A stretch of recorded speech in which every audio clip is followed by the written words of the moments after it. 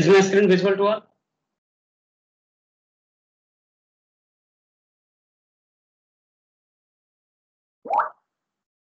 All right.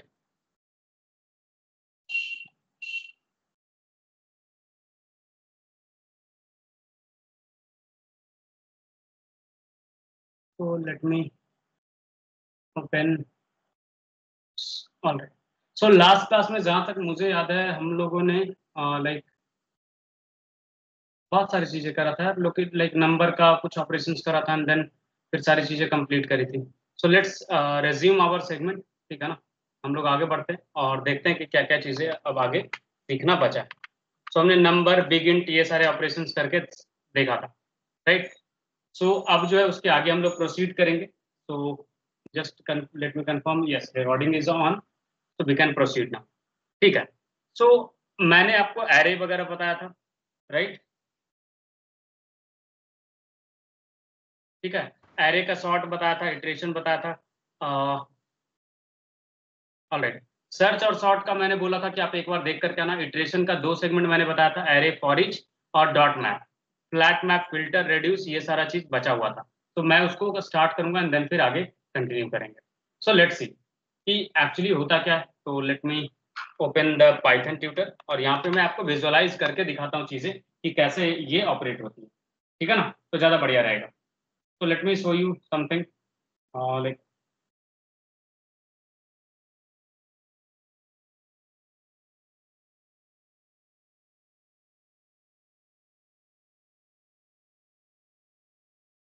Alright. तो यहाँ पे आप लोग भी ओपन कर लो साथ में पैरेलल में. और अगर हो पॉसिबल तो आप लोग भी ट्राई कर सकते हो साथ में, तो बढ़िया रहेगा. नहीं कर पाते हो तो कोई बात नहीं, ठीक है ना, बट यू कैन ट्राई कि लाइक. चलिए. So let's switch this to JavaScript and then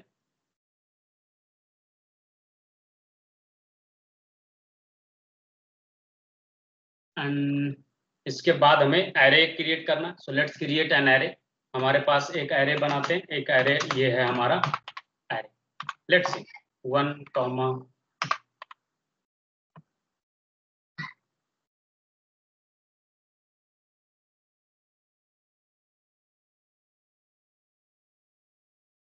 3, 4, 5, 6. ठीक है, ये रहा हमारा एरे. इसके ऊपर अब आपको मैप करके दिखाया था. इसमें 3 चीजें आपको मिलती थी. क्या? आइटम, फिर उसका इंडेक्स, साथ साथ पूरा का पूरा एरे. फ्लैट मैप में क्या होता है कि लाइक ये मेथड आपको मैप करने में हेल्प करता है सारे एलिमेंट्स के ऊपर, और ये नया एरे क्रिएट करता है जो कि फ्लैटन कर देता है एरे को. जैसे एग्जांपल के लिए दिखाऊं तो यहाँ पे अगर मैं करूं console.log और यूज करूं मैं एरे डॉट फ्लैट मैप, तो देखो एग्जैक्टली ये करेगा क्या. यहाँ पे आपको x करके सपोज आपने रीड करा और मैं चाहता हूँ x का स्क्वायर करके मैं एरे में स्टोर करना चाहता हूँ. So I can do like this. ठीक है ना, sorry, yes, flat map. And flat map के अंदर ये सारी चीजें कर सकते हैं and then we can close the console.log. अब देखो इसका एग्जीक्यूशन कैसे एग्जीक्यूट होता है. All right. ये पावर वाला नहीं काम कर रहा. ठीक है, पावर सॉरी एक्सपोनेंशियल वाला इस तरीके से यहाँ पे नहीं काम करता है. All right, so my bad. मैं मल्टीप्लाई करके ही दिखाता हूँ. देखो एक एरे हमने क्रिएट करा 1 0 1 2 3 4 5 6. ठीक है ना, एक सेकंड. एरे हमने बनाया, console.log करा. All right, then why it's saying array is not defined?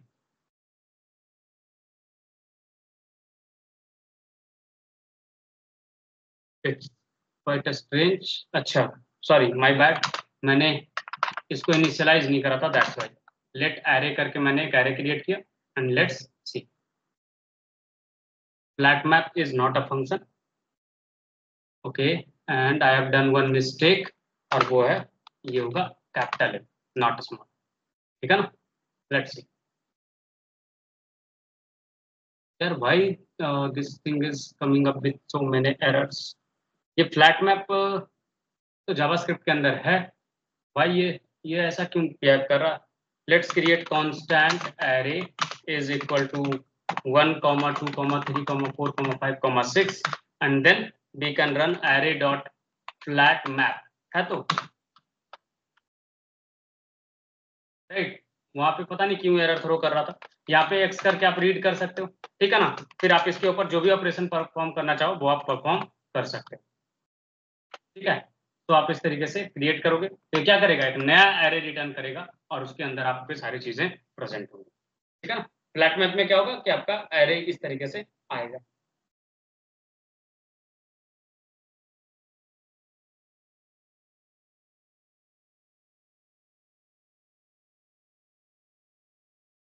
ये समझ में आया नहीं आया? फ्लैट मैप क्या करेगा, एक एरे रिटर्न करके देगा, ठीक है। फिर एक और आपको मेथड सीखना है, वो है फिल्टर। क्या है? फिल्टर। फिल्टर का काम क्या होता है वो आप समझना।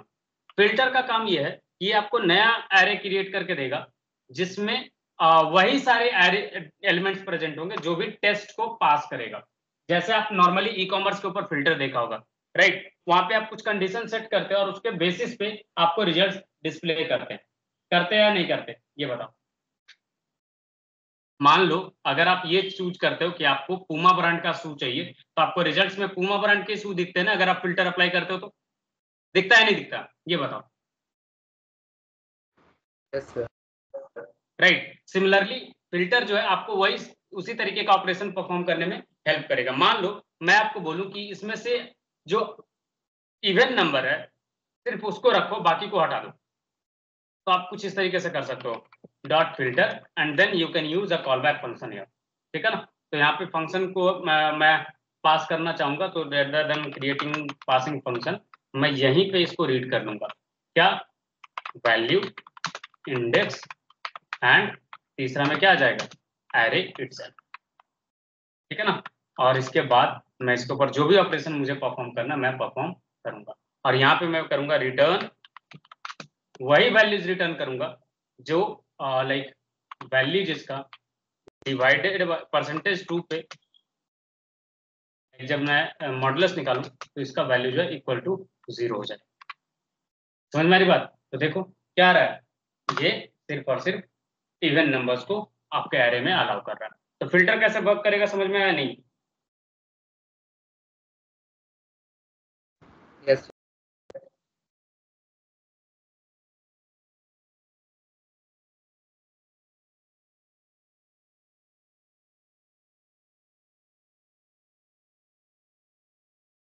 चल, ये तो हुआ लाइक बेसिक चीज। नेक्स्ट है आपका एक और मेथड है जो आप यूज कर सकते हो एरे के ऊपर, और वो है आपका रेड्यूस। रेड्यूस क्या करेगा, रेड्यूस टर्म से कैसा समझ में, क्या समझ में आ रहा है आपको? जैसे फिल्टर से आपको समझ में आ रहा हो कि ये फिल्टर करने में हेल्प करेगा, रेड्यूस सुन करके क्या लगता है आपको क्या होगा ये?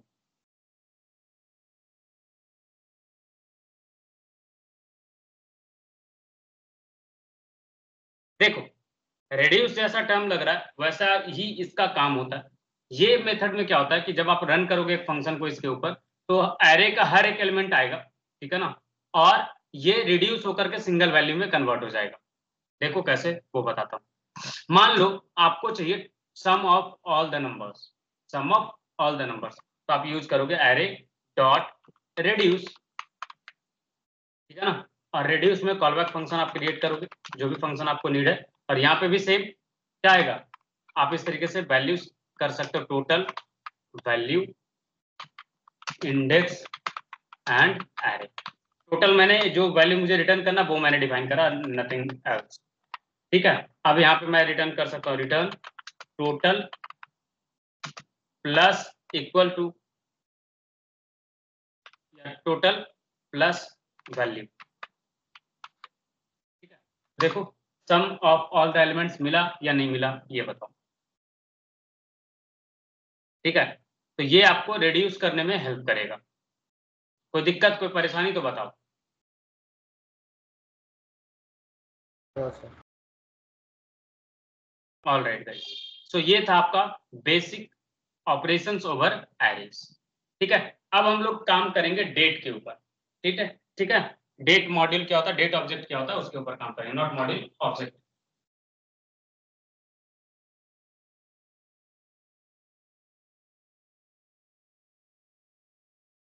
अब आपके मन में सवाल हो सकता है कि सर डेट के ऊपर क्यों लाइक इतना क्यों प्रायोरिटी दिया जा रहा है डेट को, ऐसा क्या है डेट में? देखो डेट में कुछ ऐसा स्पेसिफिक नहीं है, बट बहुत सारी जगह पे आपको यूज होता है, ठीक है ना।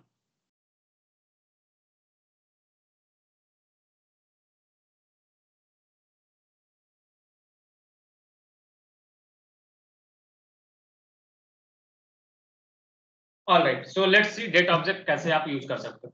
देखो जब भी आपको नया डेट चाहिए होगा तो आप यूज करोगे new and then you will use the date function, ठीक है, और आपको कुछ इस तरीके से आउटपुट मिलेगा, ठीक है। डेट ऑब्जेक्ट में कुछ इस तरीके से आपको आउटपुट मिलेगा। मान लो आपको डेट से कुछ स्पेसिफिक चाहिए, तो आप उस स्पेसिफिक वे में आप कॉल कर सकते हो। जैसे मुझे चाहिए डेट में से सिर्फ और सिर्फ ईयर, तो मैं यहाँ पे पास करूंगा ईयर।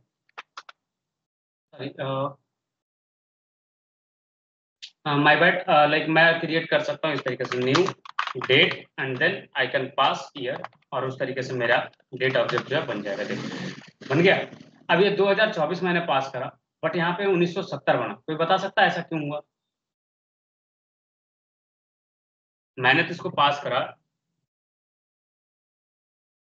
कुछ इस तरीके का डेट, और ये मेरे को रिटर्न किया कुछ ऐसा। रीजन 1970 पे क्यों लेके गया?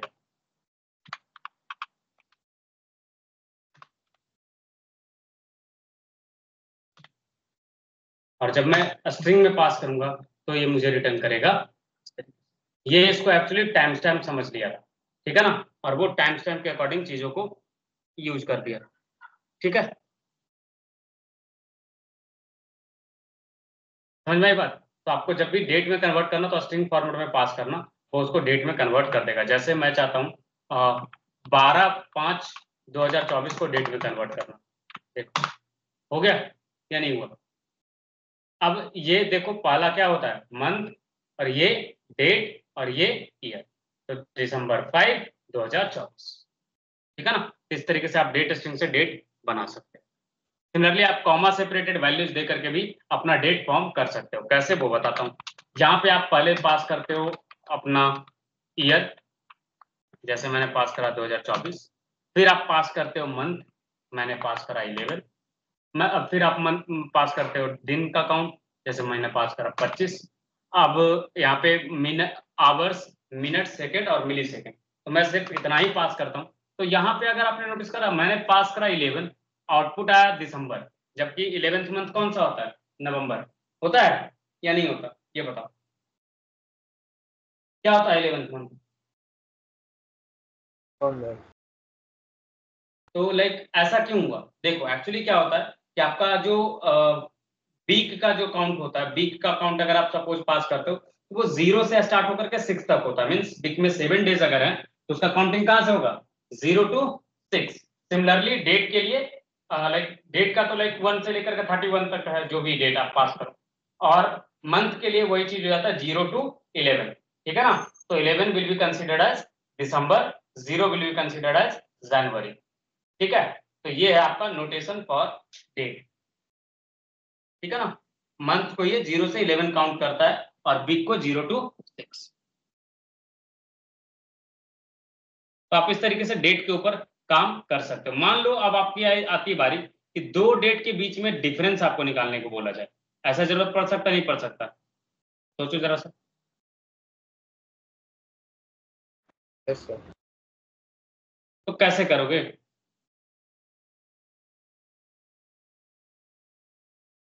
तो आप इसको डिवाइड, सॉरी, माइनस भी कर सकते हो। मान लो आपको मिला डेट ऑफ बर्थ और आपको बोला गया कि उसका एज कैलकुलेट करके बताओ, तो कैसे कैलकुलेट करोगे? ठीक है, तो पहले आपको दो डेट ऑब्जेक्ट क्रिएट करना पड़ेगा या नहीं करना पड़ेगा, ये बताओ। Yes. All right, so let's सी कैसे हम कर सकते हैं। तो सबसे पहला चीज ये है कि आपको दो डेट क्रिएट करना पड़ेगा। जैसे मैं एक डेट क्रिएट करता हूँ कॉन्स्टेंट डेट टुडे करके। टुडे में क्या पास करूंगा? आज का डेट। कितना डेट है आज का, ये बताओ कितना है?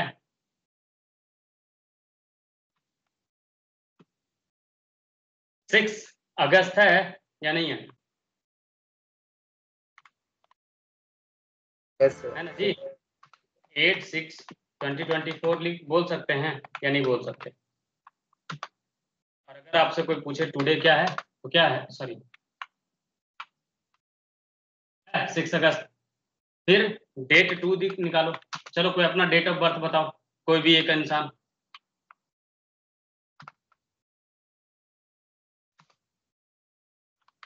बोलो।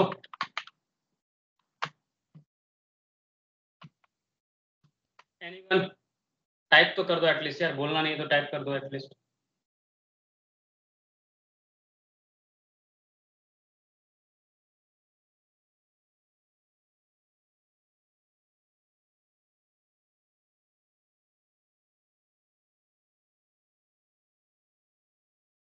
ऑलराइट, 16/2/2002। तो ये हो जाएगा पहले मंथ पहले, तो 2/16/2002। ठीक है ना। अब ये रहा डेट। अब आपको डेट का डिफरेंस चाहिए, आप कैसे निकाल सकते हो? आप निकाल सकते हो कुछ इस तरीके से, कांस्टेंट डिफरेंस टाइम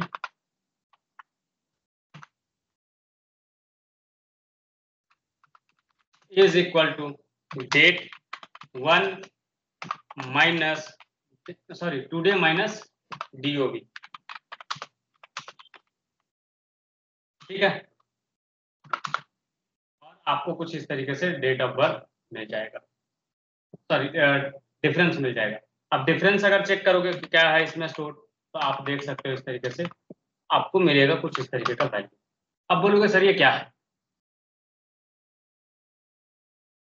ये है मिली सेकेंड। क्या है? मिली सेकेंड। ठीक है ना। तो अब जो है हम लोग इसको डेट ऑफ बर्थ को लाइक कुछ इस तरीके से स्टोर करेंगे। ठीक है। अब जो इसको डेज में डिफरेंस निकालेंगे, कांस्टेंट डिफरेंट इन डेज, तो क्या हो जाएगा? आप निकालोगे मैथ डॉट फ्लोर, और फिर मैं यहाँ पे करूंगा difference in time divided by 1000 multiplied with 60 multiplied with 60 multiplied with 20। ऐसा क्यों किया, कोई बता सकता है तो बताओ। क्या किया? 1000 मिली सेकेंड बराबर 1 सेकेंड, 60 सेकेंड बराबर 1 मिनट, 60 मिनट बराबर 1 घंटा, और 24 घंटा बराबर 1 दिन। इसलिए इतना से मल्टीप्लाई करके इसको डिवाइड किया। हमें क्या मिल जाएगा? Difference in days. तो कितना डेज का डिफरेंस मिला मुझे? 8207। अब अगर मुझे चाहिए difference in like year month, तो कैसे निकालूंगा? ईयर अगर मुझे निकालना है कैसे निकालेंगे? कांस्टेंट सेम चीज is equal to math dot floor and then difference in days divided by 365। ऐसा ही कुछ करोगे या नहीं करोगे? करोगे जी या नहीं करोगे? और इसी तरीके से डिफरेंस इन ईयर आएगा या नहीं आएगा? क्या है डिफरेंस इन ईयर? 22। राइट, आया नहीं आया? यस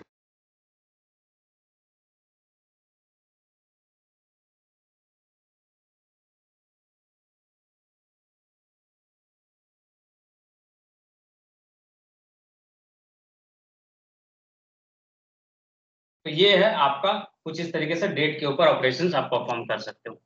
आई होप डेट के ऊपर अब आप कर पाओगे चीजें। चलो अब आती बारी डेट को फॉर्मेट करना। देखो 3 तरीके का फॉर्मेटिंग जनरली होता है। एक होता है आईएसओ डेट का फॉर्मेटिंग, दूसरा होता है शॉर्ट डेट, और तीसरा होता है लॉन्ग डेट। लॉन्ग डेट में क्या होगा कि मंथ का नेम के साथ दिखेगा, शॉर्ट डेट में स्लैश वाला नोटेशन, और आईएसओ डेट में डैश के साथ आता है। ठीक है ना। तो 3 फॉर्मेट जनरली यूज करते हैं हम लोग। तो देखो कैसे फॉर्मेट कर पाओगे वो आपको बताते हैं। देखो जब आपको आईएसओ डेट फॉर्मेट में चाहिए तो डैश करके आप पास करते हो। ठीक है। तो कुछ इस तरीके से आप डेट क्रिएट कर सकते हो आईएसओ फॉर्मेट का, देखो। ठीक है ना। और डी चेक करोगे तो आपको आईएसओ फॉर्मेट में डेट मिल जाएगा। ठीक है, आईएसओ फॉर्मेट का ये कैपिटल टी कैपिटल जेड आपको मिलेगा टाइम के लिए, और जेड के हो जाएगा किसके लिए? आपका सेकंड्स के लिए होता है। ठीक है, टाइम जोन्स वगैरह आप इस तरीके से सेट कर सकते हो। फिर अगर शॉर्ट में चाहिए तो शॉर्ट में आपका ये इस तरीके से शॉर्ट नोटेशन है ना।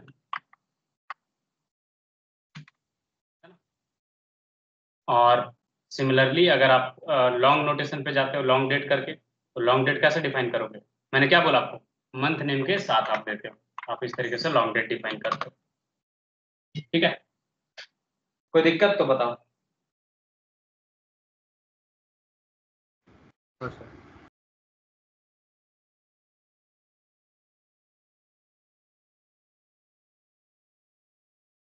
ऑल राइट,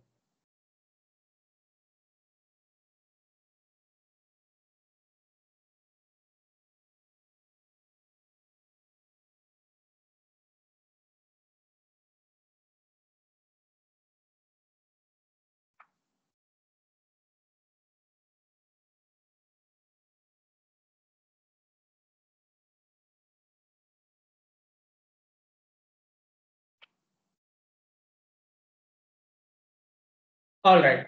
तो ये है आपका फॉर्मेटिंग का तरीका, ठीक है ना। अब अगर पार्स करना हो डेट वगैरह, तो वो चीज अब हम लोग यूज करेंगे ना बैकएंड, तो उस वक्त पे आपको पार्स करना वगैरह सिखाएंगे, ठीक है ना, कि कैसे आप वो सारी चीजें कर सकते हैं। अब एक चीज मैं जस्ट आपको सिखाना चाहता हूँ, वो ये है कि अगर मान लो आपको कुछ निकालना हो, जैसे आपको निकालना हो फुल ईयर, लाइक ईयर जानना हो, तो गेट फुल ईयर करके आप पास करना, डेट ऑब्जेक्ट के ऊपर आपको फुल ईयर मिल जाएगा।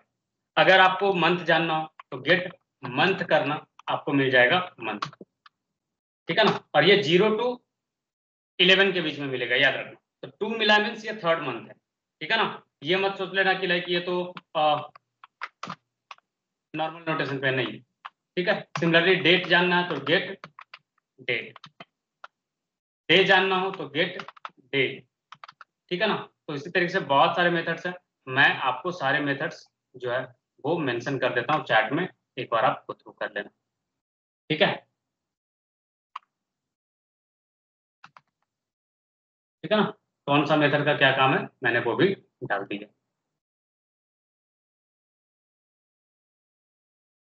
ऑल राइट गाइज, सो ये हुआ आपका नॉर्मल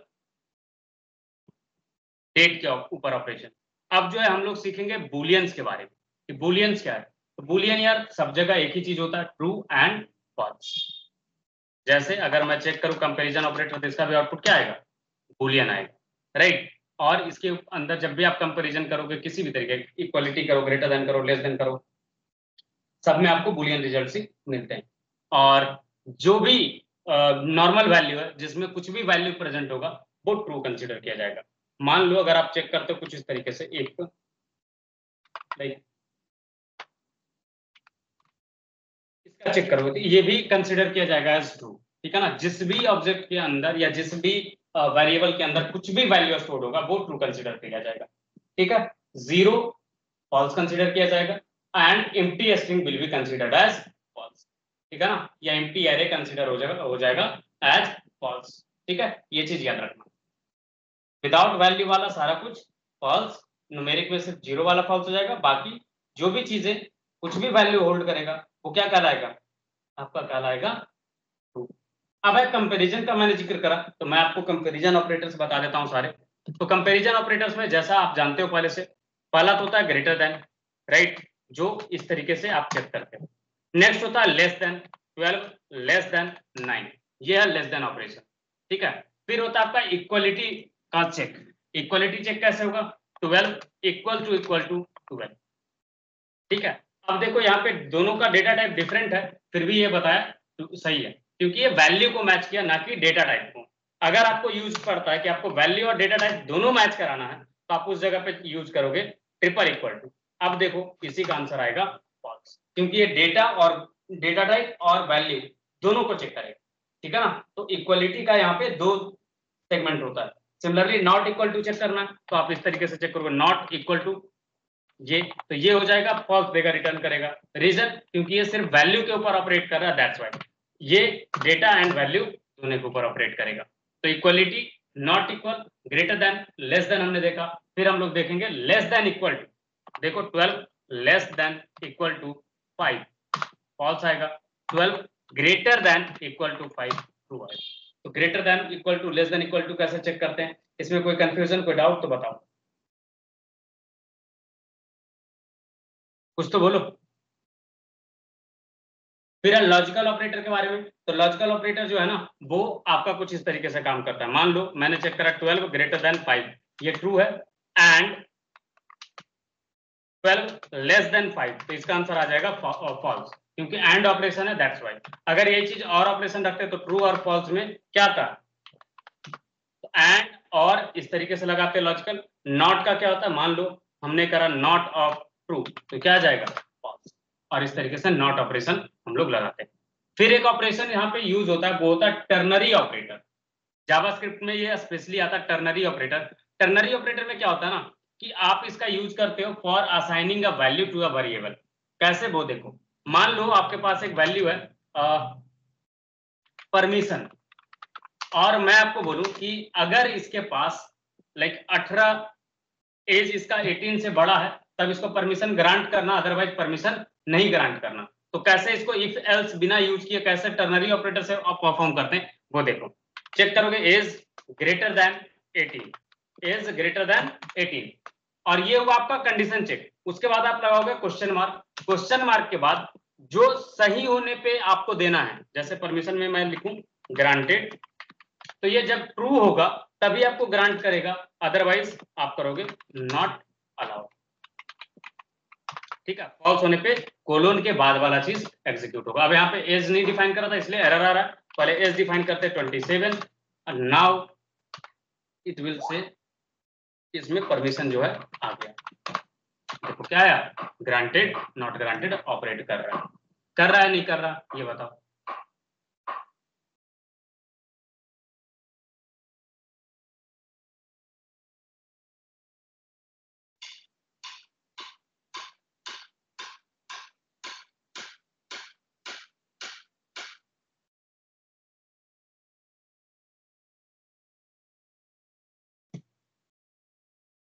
समझ में आया नहीं आया, ये बताओ।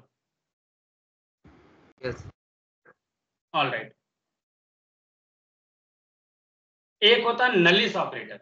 नलिस ऑपरेटर क्या होता है वो मैं बताता हूं। मान लो कभी कभी आपको चेक करना ये पड़ा कि क्या वो वैल्यू नल है। मान लो जैसे आप कंपैरिजन करते हो ना, तो आपको ये चेक करना कि अगर वो कंपेयर या प्रिंट ही करना है, तो आप तभी प्रिंट करना चाहते हो, तभी असाइन करना चाहते हो जब उसमें कुछ वैल्यू हो, अदरवाइज नहीं। तो जैसे मान लो मैं ये स्टोर करना चाहता हूँ कि like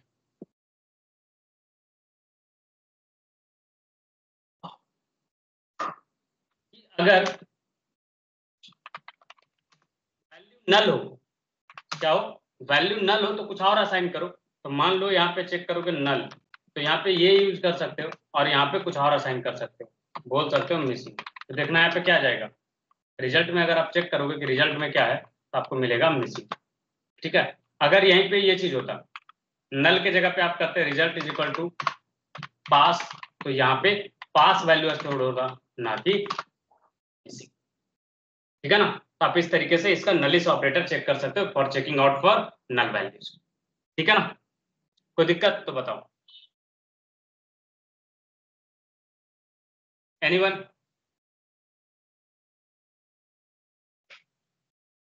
now we will move for conditional operation. Conditional statement क्या होता है वो आप समझो। कंडीशनल स्टेटमेंट का काम ये होता है कि जब भी आपको कंडीशन बेस्ड जजमेंट करना होता है, मान लो कोई डिसीजन मेकिंग आपको करना है किसी बेस्ड ऑन फ्यू कंडीशंस, ठीक है ना, तो आप उस जगह पे कंडीशनल स्टेटमेंट का यूज करते हो। ठीक है, उस जगह पे आप क्या करते हो, कंडीशनल स्टेटमेंट का यूज करते हो। ठीक है, तो कैसे होता है वो आपको बताते हैं। कंडीशनल स्टेटमेंट में यहाँ पे इफ, एल्स इफ और एल्स, ये तीन चीजें आप यूज करते हो। इफ का ब्लॉक तब एग्जीक्यूट करता है जब वो कंडीशन सेटिस्फाई करता है। मान लो अगर आप चेक कर रहे हो कि बंदा के पास एज ग्रेटर देन 18 है, तो आप चाहते हो कि उसको आप अलाउ करो, अदरवाइज आप बोलो भाई साहब घर जाओ। आप क्या कर सकते हो, console dot log you are allowed, ठीक है ना, एंड एल्स में आप दे सकते हो। देखो हर बार एल्स ब्लॉक डिफाइन करना ये जरूरी नहीं है, ठीक है ना। अगर आपको नीड है कि अगर सही हुआ तो कुछ और ऑपरेशन करना, गलत हुआ तो कुछ और करना, उस केस में आप एल्स ब्लॉक यूज करना, ठीक है ना। तो इस तरीके से मान लो कि अगर एज ग्रेटर देन 18 है तो आप चाहते हो उसको दिखाना कि भाई साहब आप अलाउड हो, अदरवाइज आप बोल सकते हो उनको कि घर जाओ। तो मान लो एज इज इक्वल टू आपने डिफाइन करके रखा 15।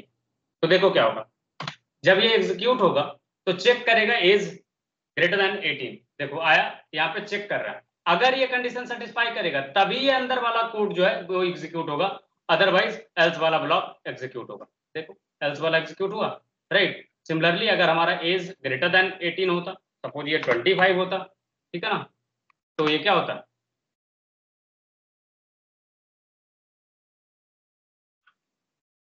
राइट। इस तरीके से आपका कंडीशन एग्जीक्यूट होता।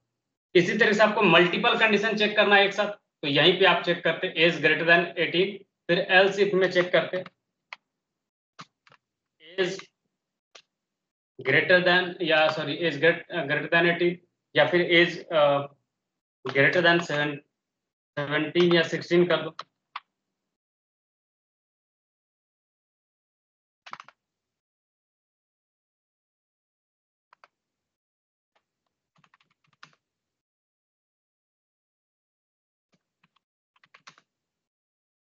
ठीक है, और एल्स वाले को बोलो भाई साहब कि आप तो बिल्कुल ही घर जाओ। यहाँ पे क्या चेक करो, पहले आपने चेक करा कि क्या वो ग्रेटर देन 18 है, अगर नहीं है तो आप चेक करो क्या वो ग्रेटर देन 16 है, अगर नहीं है तो आप एल्स वाला ब्लॉक को एग्जीक्यूट करोगे। समझ में आई बात या नहीं आया, ये बताओ। यस राइट, तो ये चीज तो आपने बहुत सारे प्रोग्रामिंग लैंग्वेज में आपको कराया, तो इस पर ज्यादा जोर देने का टाइम नीड नहीं है। आई होप सो कि नीड है, ये बताओ है क्या। हाँ ऑलराइट, तो इसको मैं स्पीड में एग्जीक्यूट करवा सकता हूँ, राइट। तो ये है आपका कंडीशनल स्टेटमेंट, ठीक है ना। ऑलराइट गाइस, सो आज के लिए मैं इतना ही रखूंगा, ठीक है ना। कल जो है हम लोग स्विच केस और फॉर लूप वगैरह पढ़ेंगे, ठीक है। और उसके बाद फिर हम लोग मूव करेंगे रिएक्ट जेएस के, ठीक है। स्विच केस, फॉर लूप और सेट्स, तीन चीज बचा है, और व्हाइल लूप, ये सारी चीजें कंप्लीट करके फिर हम लोग रिएक्ट जेएस की तरफ मूव करेंगे। Alright guys, thank you, see you guys tomorrow.